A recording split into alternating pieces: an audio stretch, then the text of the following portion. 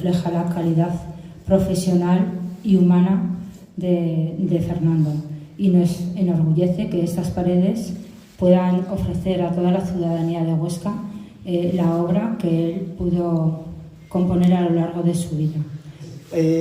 Maravilloso que Fernando pueda tener esta capacidad de convocatoria y que, como el Cid, siga haciendo cosas después de haber marchado. Es muy importante para mí esta exposición, es cierto, lo es a nivel afectivo, pero lo es sobre todo porque me parece que Fernando es un hombre que para mí siempre fue un ejemplo de evolución. Fernando fue un hombre que empezó trabajando en una cosa que no le satisfacía, a pesar de que lo hacía muy bien, y descubrió una verdadera vocación y entonces empezó a trabajar para poder conseguir lo que él realmente perseguía, su sueño, que era ser fotógrafo. Toda la vida, aún siendo ya muy viejo, decía, a ver si cuando sea mayor puedo ser fotógrafo. Siempre como llevándolo a un plano como lejano de continuo aprendizaje. Es el arquetipo del hombre hecho a sí mismo.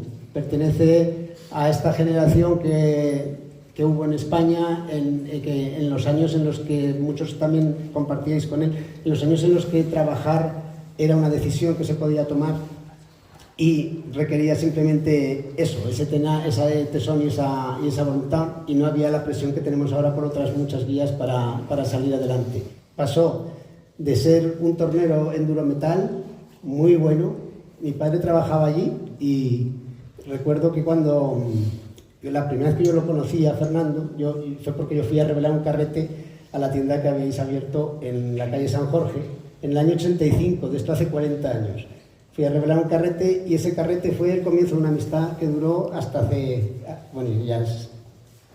unos meses, pero durará toda mi vida en mi corazón, ¿no? Entonces, Fernando tenía esa magnífica capacidad de enseñar, de esa generosidad de enseñar. Yo revelé un carrete 36, debió salir bien una o dos fotos. Y el hombre, con cierto paternalismo, pues me dijo, mira, esto no es así, eso, ¿sabes? Él me empezó a explicar cosas de fotografía y yo poco a poco iba llevando los carretes y él me los iba comentando, y de alguna manera y de forma gratuita se convirtió no solo en mi maestro, sino en alguien que realmente me abrió las puertas de la fotografía. Pero lo hizo de la manera que él era, sin imponerse. Él nunca se impuso a nada, ni a nadie. Y su fotografía era así. Él hace una fotografía en la que no busca el protagonismo propio. No quiere lucirse, no quiere ser el que todo el mundo diga, el fotógrafo y tal. No, lo que él quiere es que esa fotografía realmente represente lo que está buscando a nivel arquitectónico, a nivel de composición. Todo esto no era un fotógrafo artistoide, ¿no? De decir, fíjate lo que hago, ¿no? Sino que el tío lo que buscaba era ese enfoque sencillo de las cosas. Fernando en ese aspecto como fotógrafo supo construirse muy bien. Lo hizo desde una perspectiva de humildad, de constancia como pocas veces le he visto a nadie, porque le he visto hacer muchas cosas que le salían mal y volver a intentarlo una y otra vez hasta que al final las cosas funcionaban. Ese carácter hay muy poca gente que lo tenga, y es una maravilla que uno puede empezar donde él empezó y acabar donde llegó. O sea, desde sus comienzos como fotógrafo amateur, pero que enseguida entra luego en la agencia F y empieza a ser corresponsal para El Heraldo y le curte la calle, porque él siempre lo dijo, la verdadera escuela fotográfica es la calle, es la prensa, y los que sois periodistas lo sabéis, es una sorpresa diaria, cada vez nunca sabes a qué te vas a enfrentar. Lo mismo puede haber un accidente que la inauguración de un edificio, y tienes que cubrir eso y tienes que hacerlo con suficiente maestría. Fernando empezó a desarrollar todo esto hasta unos niveles que le dieron cierto reconocimiento, pero él lo que perseguía luego en realidad era otro tipo de fotografía, que era una fotografía más orientada a cómo era su carácter, que era más el tema del paisaje, la arquitectura, toda la composición, la reproducción de patrimonio. En eso hizo maravillas. Yo tuve una relación con él, lo que os digo, muy, muy, muy personal, muy íntima durante todo este tiempo, y viví con él también la tremenda transición que hubo de la fotografía analógica a la digital. un auténtico desastre a mi modo de ver, porque ahí se perdió toda la alquimia que teníamos en el laboratorio, toda la forma de trabajar poco a poco en la fotografía meditada. Yo creo que la inmediatez no ha ayudado al hombre en ningún momento de la historia. Las mejores obras de la historia de la humanidad se han hecho con poca luz, con poco material y con unas circunstancias tremendamente adversas. Si el hombre pierde la detención, el resultado yo creo que se reduce. En ese carácter es donde yo creo que reside mi máxima admiración.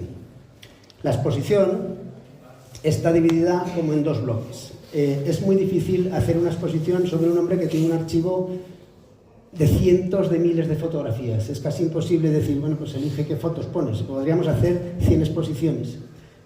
¿Qué es lo que pensé que era mejor? Era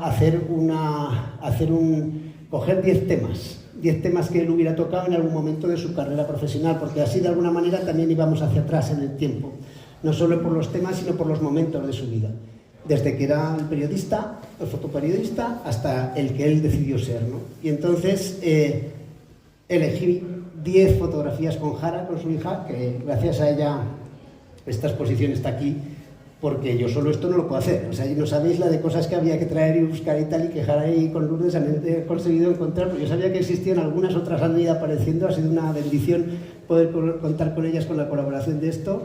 También tengo que decir que Sheila ha hecho este catálogo, que es la primera vez en mi vida que veo un catálogo y no le pongo un pero, está perfecto, es una maravilla, y se divide en dos bloques. Uno, 10 fotografías de Fernando, de 10 temas que él trabajó, comentados por 10 personas que son especialistas en cada uno de esos campos. Y la otra mitad de la exposición son estas vitrinas que veis. En las vitrinas, la principal y más importante es esta, que tiene la cámara que Fernando Alvira se fabricó él mismo.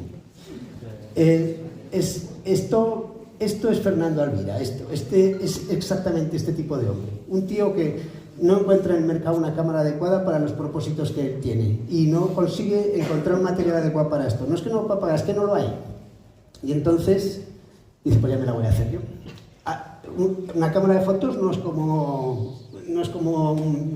un yunque, es una cosa muy complicada que lleva un montón de mecanismos, que tiene un montón de problemas de aberraciones, y además tiene que no entra la luz, el tío se la hace de madera. Yo le vi fabricar esto. Yo en esa época estaba por el taller mucho y yo pensaba esto... Pero no, al final lo consiguió y le funcionó. Y no solo le funcionó, sino que tiene fotografías maravillosas. Y esto... Hay una liturgia extraordinaria en un hombre que se fabrica su propia herramienta, pero aunque sea un jadico, pero es que encima es una cámara de fotos, es que es extraordinario. Conozco muy poca gente con estas capacidades, quizá Julio Luzano, pero hay gente que tiene unas manos benditas, y Fernando las tenía y las sabía utilizar.